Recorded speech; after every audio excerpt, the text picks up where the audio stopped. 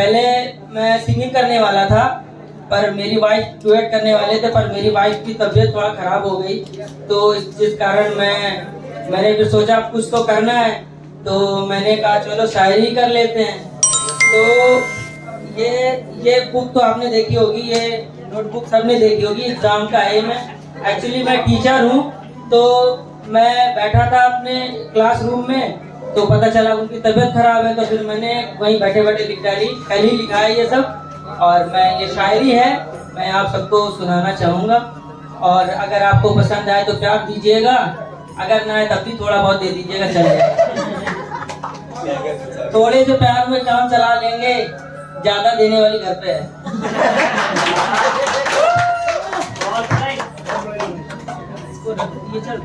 पहली शायरी मैंने अपनी वाइफ के लिए लिखी है। हाँ।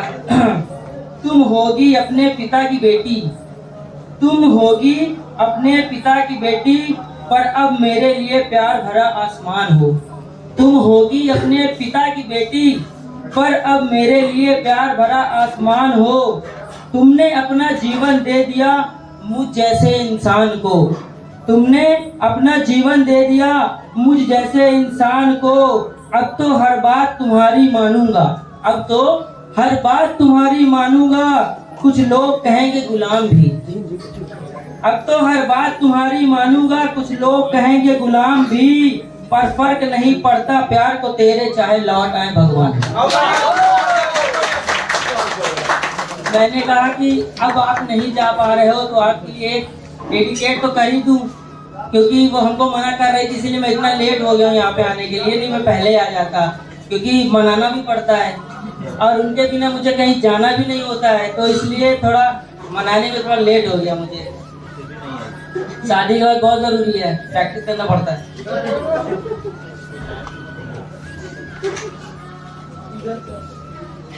रिहर्सल तो भाई साहब ये कर रहे हैं। गौर फरमाइएगा।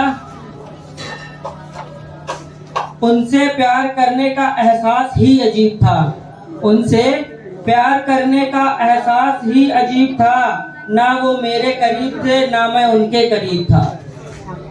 उनसे प्यार करने का एहसास ही अजीब था, ना वो मेरे करीब थे ना मैं उनके करीब था। मोहब्बत का नाम बदनाम किया है जिस्म से ताल्लुक रखने वालों ने, मोहब्बत का नाम तो बदनाम किया है जिस्म से ताल्लुक रखने वालों ने, वरना सच्ची मोहब्बत का एहसास तो आंख बंद करते ही नसीब था। मैं कोशिश कर रहा हूँ कि लोगों के दिलो दिमाग में बैठ सकूं।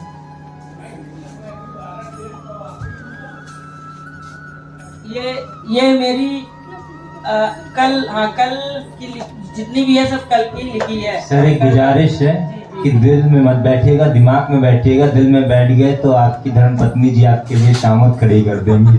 हाँ ये बात भी है। हाँ सुनिएगा।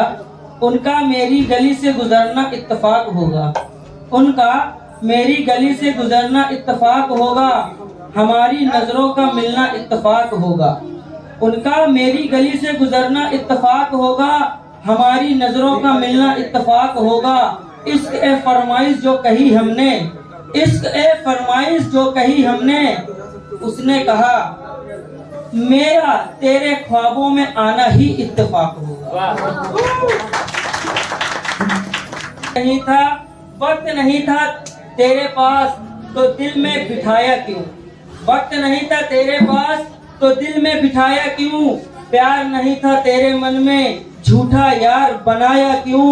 इंसान हूँ मैं कोई पालतू जानवर तो नहीं था, इंसान हूँ मैं कोई पालतू जानवर तो नहीं था, पर फिर भी अपने इशारों पर नचाया क्यों। क्या बात है, बहुत खूब, बहुत खूब। क्या आप लोगों को पसंद आ रही है?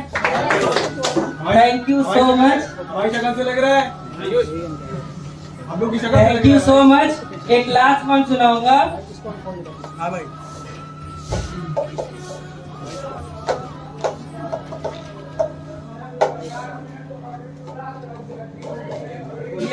ये मेरी माँ के लिए है जो अभी इस दुनिया में नहीं है, पर सभी लोग अपनी माँ को प्यार करते हैं, वो हो या ना हो, उनके लिए कुछ कर जाना चाहते हैं, उनके लिए कुछ करके दिखाना चाहते हैं। वो चाहते हैं कि मेरी माँ जहाँ कहीं भी हो, जिस दुनिया में हो, उन्हें देखे कि उनका बच्चा कितना तरक्की कर रहा है, नाम रोशन कर रहा है। वो हर चीज दिखाना चाहते हैं। तो मैंने अपनी माँ के लिए लिखा बस कारवाए अल्फाज में परफॉर्मेंस दे रहा है उनका बच्चा। Thank you so much. कारवाई अल्फाज की तो मेरा बहुत बहुत शुक्रिया जो उन्होंने मुझे ये मंच दिया कि मैं कुछ अपनी बातों को जो मेरे मन में है वो अपनी कलम के द्वारा आप लोगों को सुना पा रहा हूँ। तो मैंने लिखा है, माँ का फर्ज कोई निभा नहीं सकता, माँ का फर्ज कोई निभा नहीं सकता, माँ का कर्ज कोई चुका नहीं सकता, माँ का फर्ज कोई निभा नहीं सकता, माँ का कर्ज कोई चुका नहीं सकता। लोग करते हैं इबादत अपनी माँ की, लोग करते हैं इबादत अपनी माँ की, पर मुझसे छीन ली गई है जन्नत इस जहां की। Thank you so much. आप सभी का बहुत बहुत शुक्रिया जो आपने मुझे सराहा और इतना टाइम दिया। Thank you.